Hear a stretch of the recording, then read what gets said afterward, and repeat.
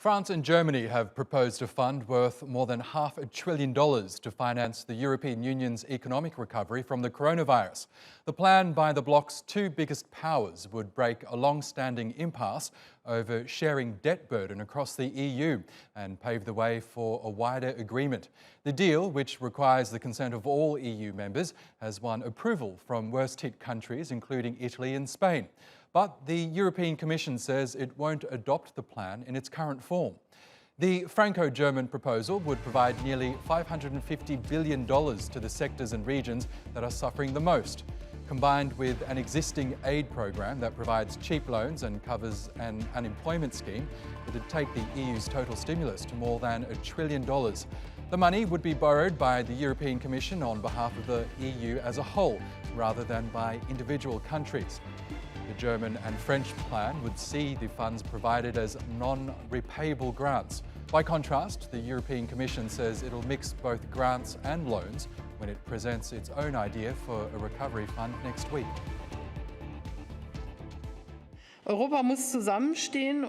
Europe must stand together, which means we need to aim for a swift economic recovery. This should cover EU household expenses, not loans but expenses of the hardest hit sectors and regions. We are convinced that this is not only justified but also necessary to make money available on a European level, which we will then pay back in stages from the various European household budgets. Well, for more on this, Pieter joins us now. He runs the Brussels office of the independent think tank Open Europe. Welcome back to Money Talks, Pieter. Now, we know for months Germany was very much against this idea of sharing the debt burden across the European Union to help countries like Italy and Spain recover their economies from this crisis. How much of a backflip is this for Germany? What Angela Merkel is arguing is that this is not really about Eurobonds because the risk for Germany are limited to whatever it has committed for the EU budget. Now, technically, I think the plan is going to be harder to implement than it appears. Simply because the EU budget period is 7 years, and for example, the French government has suggested that it would take 40 years to pay this off. Legally, it's not possible for the EU to go into debt. So there's all kinds of also legal constraints to actually get this running. Now, more fundamentally, is this a good idea or not? I mean, this is basically organizing transfers within Europe, or let's say organizing more transfers than we already had at the moment.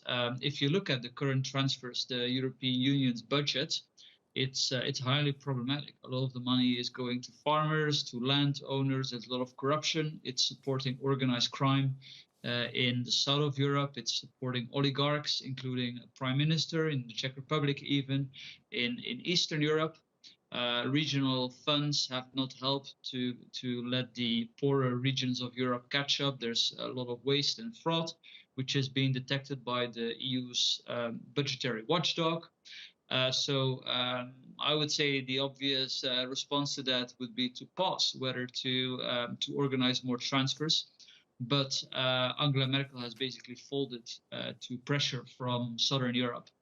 Interesting. Now, the plan drew immediate backlash from the so-called frugal four countries, Austria, the Netherlands, Denmark and Sweden. Now, they said they're not in favour of this idea of sharing the debt burden, but also having the funds raised from that go to grants. They're more interested in perhaps offering loans to these hard-hit countries. What will need to change about this French and German plan in order to get their support?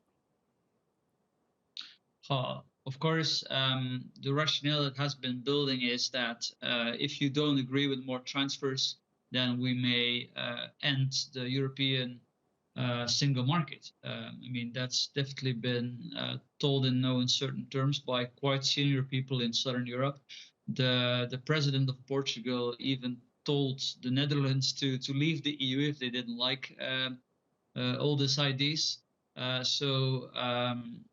Whether that's going to fly or not, I don't dare to predict. I think that also for Germany, it's going to be much harder to get this through the parliamentary ranks than it is appreciated at the moment.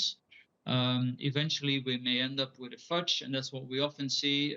So Southern Europe makes a big bid, and then Germany agrees to a degree of that, and in the end, it gets watered down a bit. So it's still, let's say, way forward to more transfers, but less than was predicted at the beginning. And as we know, this proposal firstly needs to go through the European Commission process and be agreed to by all EU members, so there is still a long road ahead. Pieter Klepper, thank you as always for your analysis.